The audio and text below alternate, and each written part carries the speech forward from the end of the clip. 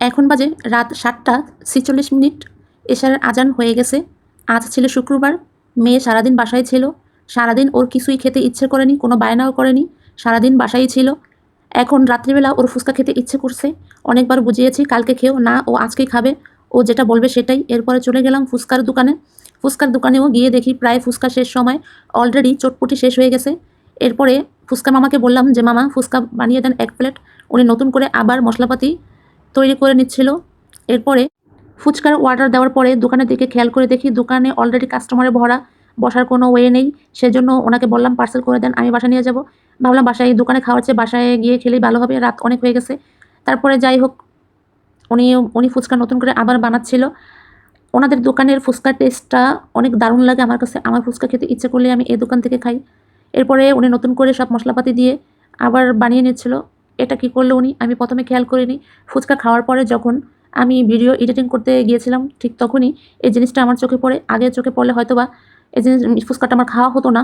আসলে ফুচকার মনে হয় এটাই হচ্ছে গোপন রেসিপি। এভাবে ফুচকা বানালে হয়তোবা ফুচকা অনেক টেস্ট হয়। যাই হোক, কি আর বলবো, আজকে ফুচকা খেতে এসে ফুচকার যে গোপন রহস্য সেটা জেনে গেলাম। এইভাবেই ওনারা মনে হয় ফুচকা বানায়, সেজন্যই অনেক টেস্ট হয়। এই দোকানটা বেশ ভালোই চলে। ওনারা হাসব্যান্ড ওয়াইফ দুইজনে মিলে দোকানটাকে চালায়।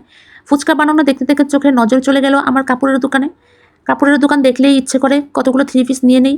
আর কসমেটিকের দোকানে গেলেও যদিও কিছু প্রয়োজন নাই, তারপরেও কিছু কিনতে ইচ্ছে করে। মেয়ে মানুষের দুর্বলতাই হচ্ছে কসমেটিক আর 3 পিসের দোকান। যাই হোক, আমার ছেলে চলে গেল কিছু মজা কিনতে।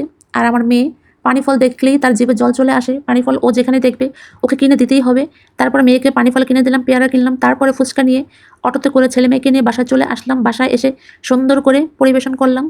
এরপরে আসলে এখন ভাবলাম যে দোকানে খাওয়ার চেয়ে বাসায় এনে এত সুন্দর করে পরিবেশন করে খাচ্ছি, এই খাওয়াটাই তৃপ্তিটা অন্যরকম পেলাম। এরপর ছেলেমেয়ের খাওয়ার পরে আমিও খেতে বসে পড়লাম। আসলে ফুচকার টেস্টটা অনেক দারুণ ছিল। বিশেষ করে উনি যে টক পানিটা দেয় ফুচকাটার সাথে, এই টক পানিটার কথা আর কি বলবো। আমি এই টক পানিটা অনেক মিস করি। আমার অনেক দারুণ লাগে। আমি যখন এই টক পানি, আমি ফুচকার প্লেট নিলে ওনার কাছ থেকে এক্সট্রা টক পানি নিব।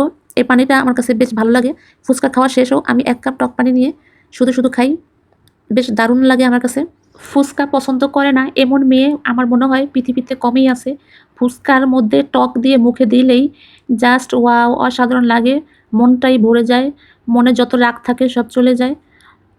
প্রত্যেকটা মেয়ে মানুষই ফুচকা পছন্দ করে। আমার জানা মতে হয়তোবা শতকরা ১% মেয়ে হয়তোবা ফুচকা পছন্দ করে না। তবে সব মেয়েরাই আমি জানি ফুচকা পছন্দ করে।